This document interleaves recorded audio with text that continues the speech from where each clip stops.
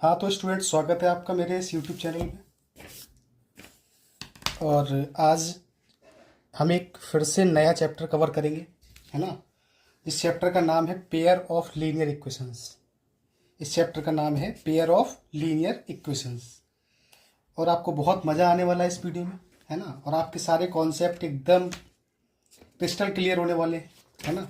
तो बने रहिए वीडियो में अंत तक और चीज़ों को वन बाय वन समझिए। तो इस चैप्टर की अगर हम बात करें तो इससे पहले क्लास 9th में हम पढ़ चुके हैं लीनियर इक्वेशंस के बारे में, जहां हमारे पास सिंगल वेरिएबल की इक्वेशंस हुआ करती थी, है ना। और एक ही इक्वेशन हुआ करती थी, उसको हम ग्राफ पेपर पर एक तरह से उसको शो कराते थे, है ना। और इसमें चीज़ें कुछ थोड़ी सी चेंज होंगी, है ना। और चेंज किस तरह से होंगी चलिए समझते हैं। तो सबसे पहले मैं अगर बात करूं यहाँ से इक्वेशंस की, तो मेरे पास जो इक्वेशंस होंगी वो कुछ इस तरह से होगी। जैसे मान लीजिए 2x + 5y = 10। मैंने मान लिया हमारी इक्वेशन पहली ये है, हमारे पास फर्स्ट इक्वेशन इस तरह से दे रखी है।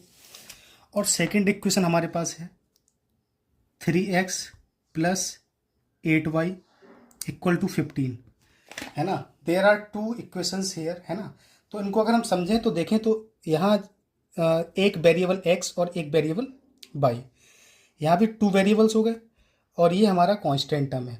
इसी तरह से अगर हम बात करें तो यहाँ पेयर्स की बात करें तो एक हमारे पास इक्वेशन फर्स्ट ये है और सेकंड ये है।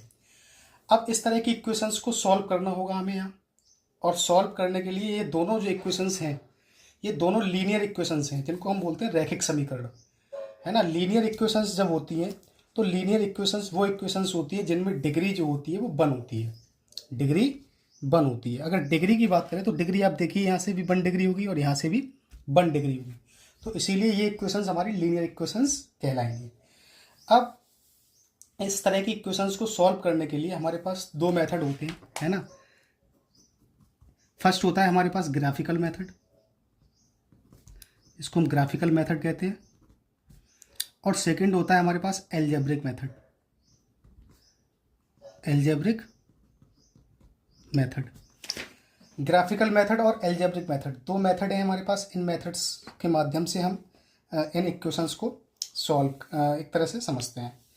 ग्राफिकल मेथड की अगर हम बात करें तो ग्राफिकल मेथड में बताया जाता है हमें, इस मेथड से हमें पता लगता है, इस वाले मेथड से, कि जो लाइनें हैं, है ना, जो दोनों लाइनें हैं वो लाइन क्या कर रही हैं। यानी कोई भी दो लाइन होती हैं तो वो दो लाइन या तो वो इंटरसेक्ट करती हैं, इंटरसेक्टिंग लाइंस होती हैं,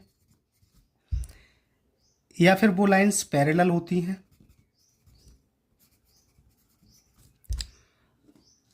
या फिर कोइंसिडेंट होती हैं।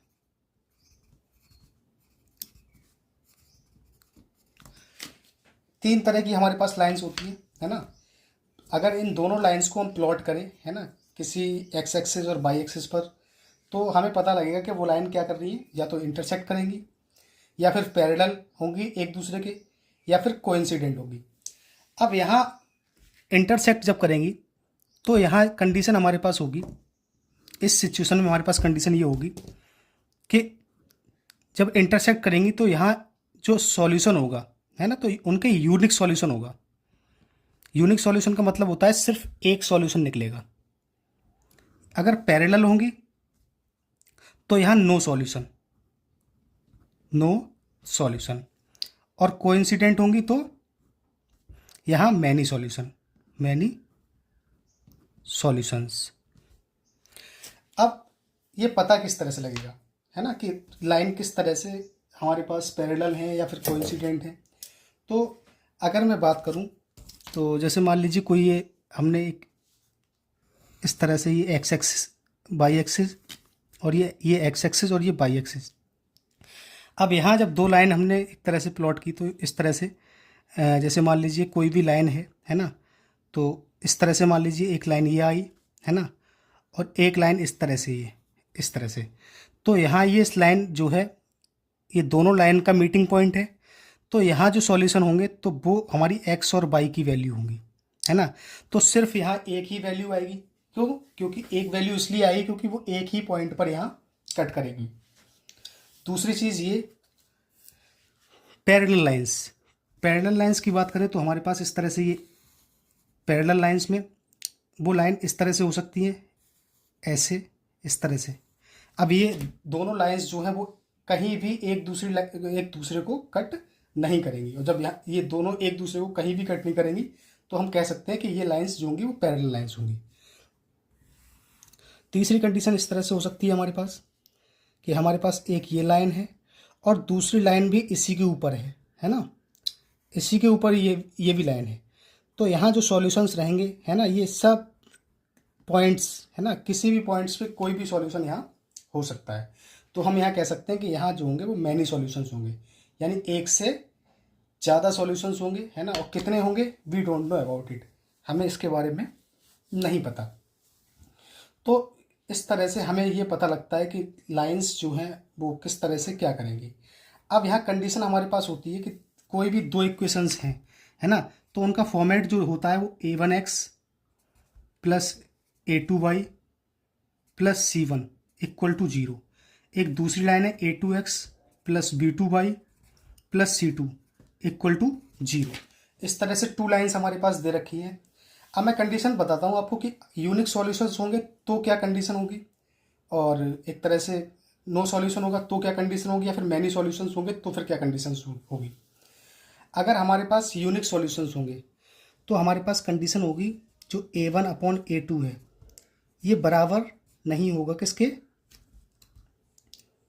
a2/b2 के। ये किसके लिए कंडीशन है, ये कंडीशन है इंटरसेक्टिंग लाइंस के लिए। किसके लिए, इंटरसेक्टिंग लाइंस के लिए। मैं समझता हूँ ये समझ में आ गया होगा आपको। हम कंपेयर करेंगे इसको, तो यहाँ देखिए आप 2/3 और 5/8 है ये, है ना, a1। अगर हम इसको कंपेयर करें तो जब कंपेयर करेंगे तो हमें पता लग रहा है कि यहाँ से ये इस हिसाब से जो सॉल्यूशंस रहने वाले हैं वो होंगे इंटरसेक्टिंग, मतलब जो लाइनें होंगी वो इंटरसेक्टिंग लाइंस होंगी और यहाँ एक ही सॉल्यूशन निकलेगा। तो हम कह सकते हैं जो एक तरह से जो सॉल्यूशन निकलेंगे a1/a2 और ये बराबर होगा ये b1/b2, सॉरी यहाँ हम कह सकते हैं ये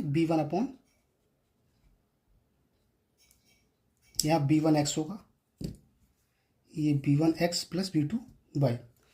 अब इस तरह से जो लाइन होंगी हमारी, है ना,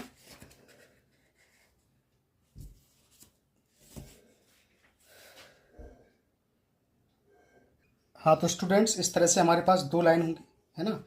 a1x plus b1y plus c1 हमने पहले वो कंसीडर करना है, दूसरे को कंसीडर करना है a2x plus b2y plus c2 equal to 0। तो यहाँ से a1/a2 जो होगा वो b1/b2 के इक्वल नहीं होगा। अगर हम कंपेयर करेंगे यहाँ से तो देखिए 2/3 है ना, this will not be equal to be 5/8। तो हम इस तरह से कह सकते हैं कि ये जो लाइन्स होंगी दोनों इंटरसेक्टिंग लाइन्स होंगी, है ना। तो इस तरह से इन लाइन्स को हम इंटरसेक्टिंग लाइन्स की कैटेगरी में रखेंगे। अब दूसरा आता है कोइंसिडेंट लाइन्स, है ना, या फिर नो सॉल्यूशन ले लेते हैं क्योंकि हमने इस तरह से इसको रखा हुआ है। तो पैरेलल लाइंस में क्या कंडीशन होगी हमारे पास, जो a1 a2 है ना, ये b1 b2 के तो बराबर होगा, पर ये बराबर नहीं होगा किसके, c1/c2 के। हम कंपेयर करके देखेंगे और कंपेयर करने के बाद अगर हमें ऐसी स्थिति मिल जाती है तो हम कह सकते हैं कि वो लाइंस जो होंगी, है ना, वो लाइंस जो होंगी वो पैरेलल लाइंस होंगी। क्या होंगी, पैरेलल लाइंस होंगी।